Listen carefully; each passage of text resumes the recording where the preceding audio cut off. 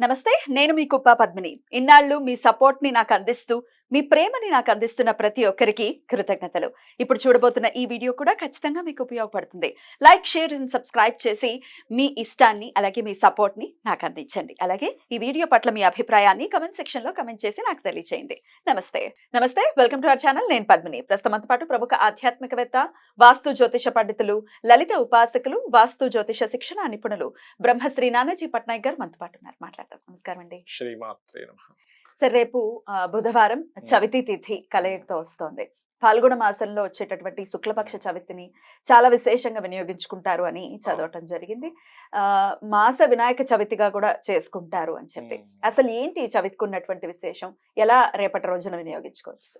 అంటే ఈ మాసంలో వచ్చేటువంటి చవితిలో ముఖ్యంగా ఉండే ప్రత్యేకత ఏమిటంటే ఈ రోజు అంటే ఈ బుధవారం, రేపు వచ్చే బుధవారం అశ్విని నక్షత్రంతో కూడి వస్తుంది. ఎప్పుడైనా బుధవారం అశ్విని నక్షత్రం వస్తే ఒక యోగం. ఎటువంటి వాటికి యోగము అంటే, ఒకటి అప్పుల బాధలు తీరుతాయి దీనివల్ల. గణపతిని పూజిస్తారు. గణపతితో పాటు విష్ణు సహస్రనామాలు కూడా కలిపి కనుక చేస్తే సంతాన ప్రాప్తి. వ్యాపారంలో నష్టాలు వస్తుంటాయి చూసారు, వ్యాపారంలో నష్టాలు వచ్చేటువంటి వారికి వ్యాపార అభివృద్ధి జరుగుతుంది. ఎందుకంటే బుధుడు వ్యాపారానికి కారకుడు, బుధుడు వాక్కుకి కారకుడు, బుధుడు ఏంటంటే రిలేషన్స్కి కారకుడు. ఆ బుధుడు రాహుతో కలిసి ఉన్నాడు మీన రాశిలో. ఎవరి జన్మ జాతక చక్రంలో అయినా ఇప్పుడు చూడండి, బాగా అప్పులు అవుతున్నాయి అనుకోండి, వాళ్ళకి బుధగ్రహం పాడైందంటే బాగా అప్పులు అవుతుంటాయి. గుర్తుపెట్టుకోండి, బాగా అప్పులు అప్పులు అప్పులు అవుతున్నాయి, బుధగ్రహం పాడైపోయింది. సింపుల్.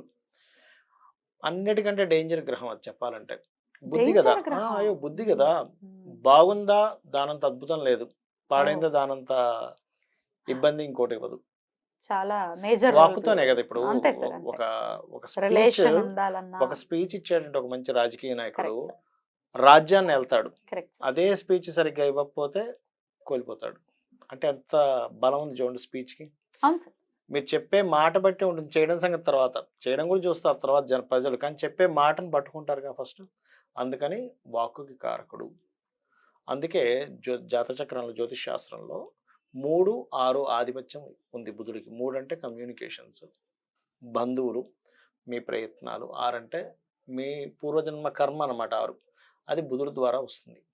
అలాగే అప్పులు కూడా 6లో ఉంటాయి. కాబట్టి ఈరోజు ఎవరైతే పొద్దున్నే ఉదయాన్నే గణపతిని అర్చిస్తారో, అర్చించి గణపతి నామంతో పాటు అంటే ఓం గం గణాధిపతయే నమఃతో పాటు ఓం అపర్ణాయే నమః నామం గనక కలుపుకొని గనక చేస్తే వాళ్ళకి ఎంతో కాలంగా ఉన్నటువంటి అప్పులకి ఒక రూట్ కనబడుతుంది.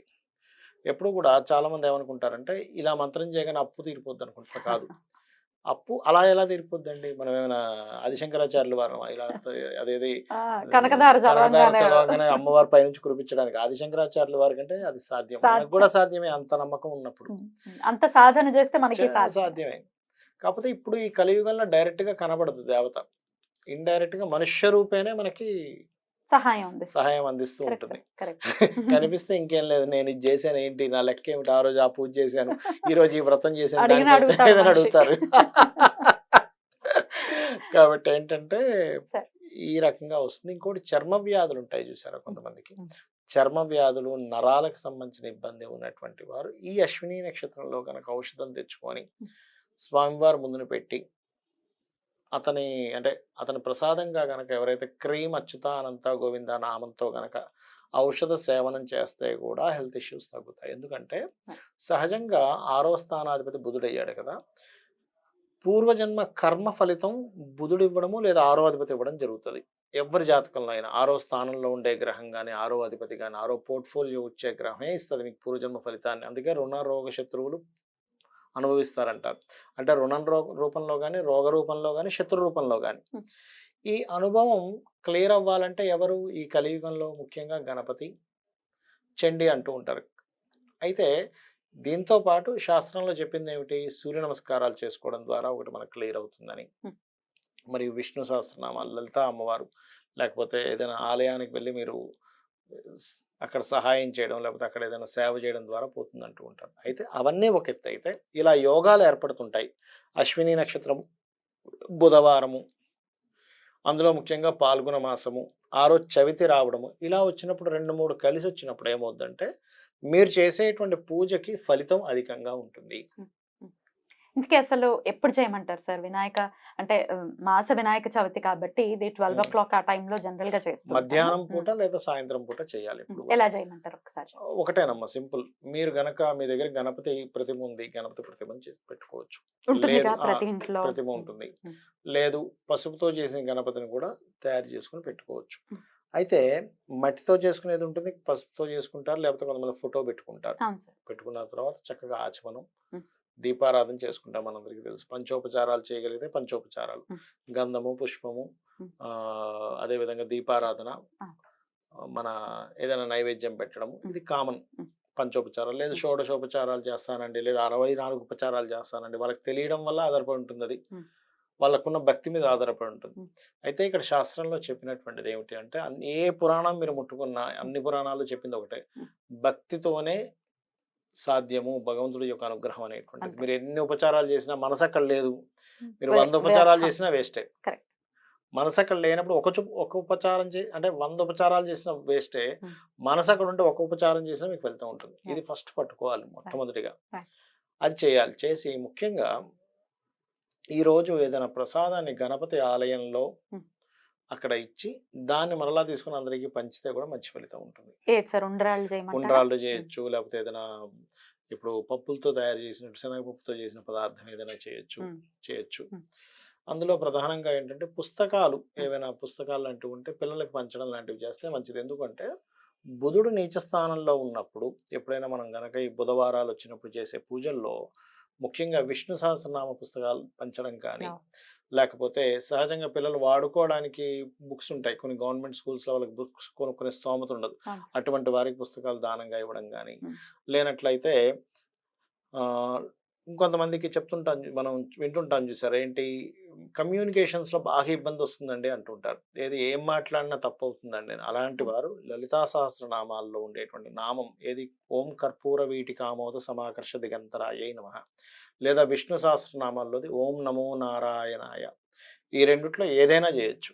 రెండిటికి ఒకటే ఫలితం ఉంటుంది. చేస్తే ఏమవుతుందంటే వీళ్ళు ఏదైతే ఇన్ని రోజుల నుంచి మిస్కమ్యూనికేషన్స్ లో ఇబ్బంది పడుతున్నారో, వీళ్ళ పర్సనల్ చార్ట్ లో బుధగ్రహం ఇచ్చేటువంటి నెగిటివ్ ఎనర్జీ ఏదైతే ఉందో ఆ సంబంధించినటువంటిది ఇక్కడ బ్యాలెన్స్ అవుతుంది ఈరోజు చేయడం వల్ల. Okay sir. అసలు నీచపడటం బుధుడు అంటే ఏంటి సార్? జాతకంలో ఎక్కడుంటే నీచపడినట్టుగా భావించారు? మీనరాశిలో ఉంటే నీచపడినప్పుడు అమ్మా. ఇప్పుడు ఆల్రెడీ మీనంలోనే ఉన్నాడు బుధుడు. గోచారం రీత్యా ఆయన నీచంలో ఉన్నాడు.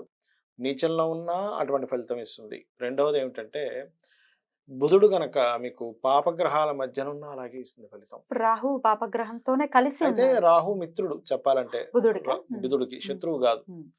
మిత్రుడు కాబట్టి కొంతవరకు పర్లేదు. అయితే ఈ రాహు ఇలా ఉన్నందుకు ఏమవుద్దంటే మీకు ఈ మార్చి ఏప్రిల్ మాసాల్లో మీరు గమనించండి, విపరీతమైన ఫ్లక్చువేషన్స్ వస్తాయి మార్కెట్లో.